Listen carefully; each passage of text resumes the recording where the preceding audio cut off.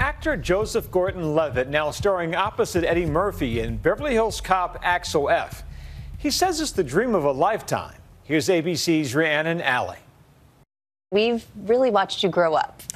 We've seen you in so many wonderful things. Third Rock from the Sun, that was the first thing I remember seeing you in. 10 Things I Hate About You, Inception, 500 Days of Summer. I mean, the list goes on and on. We have some disagreements, but I hardly think I'm Sid Vicious. No, I'm Sid. Oh, so I'm Nancy. Like I said, you have such an impressive filmography. When you think back to the evolution of your career, how do you feel? Like, how would you describe it? Entirely dissatisfied. What have I been doing all this time with my life?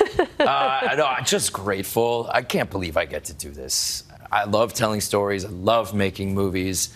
It's not something everybody gets to do. And we've enjoyed watching you all these years. Now, this latest film, Beverly Hills Cop Axel F, this is the newest in the franchise. 40 years after the original came out. How you doing? You are joining this iconic franchise. How did it feel stepping into that role? Well, I remember not exactly when the first one came out, because I think I was sort of a baby, but I do remember the first one because my older brother was a big Eddie Murphy fan. And Eddie Murphy movies and, you know, his comedy, his stand-up comedy, his stuff on Saturday Night Live, all of that was, oh, this is the cool stuff that my older brother likes. And so when I got the chance to play the new sidekick for Eddie Murphy in Beverly Hills Cop, I was like, this is sort of a lifelong dream come true. We have a clip of the movie that we want to share. Okay. What? Hey, you look nervous. I am nervous. Well, why are you so damn nervous? I crashed a helicopter, okay? Got in my head. I haven't flown since. That's why I left LAPD. What? Wait. Shut it down. How was it to film that?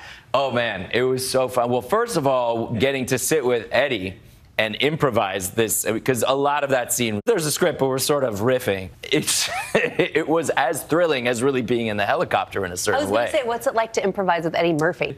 As big and broad and hilarious as he is, I think a lot of why people love him so much is there's something real about him. Even in his most, bombastic characters, there's a seed of true humanity in every moment.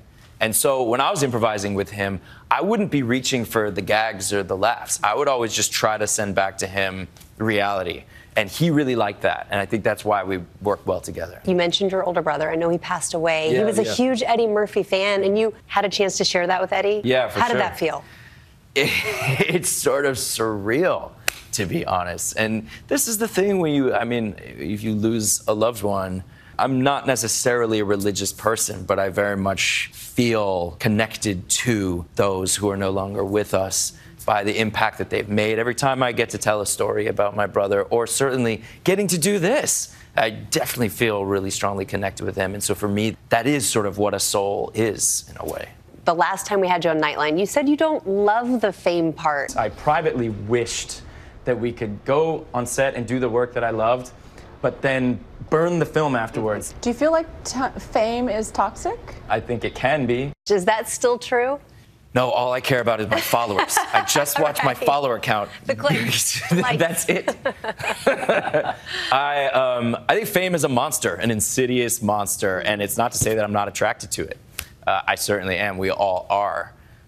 But I think now more than ever, I was joking a second ago, but now we all have these sort of these devices in our pockets that can get us hooked on attention and fame. It's a recipe for unhappiness. We're in the middle of a mental health crisis, especially amongst the youth, and it's pretty widely recognized that the big tech platforms and social media is largely at fault, and they really need to do something about it. What do you think fans of the original Beverly Hills Cop are going to feel about this new? This movie does it.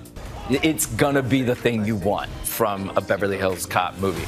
And honestly, if you've never heard of Beverly Hills Cop and you just want to watch like a really fun movie, this will do it. Joseph Gordon-Levitt, thank you so much for being here. Thank you.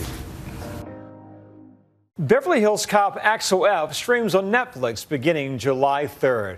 Our thanks to Rhiannon.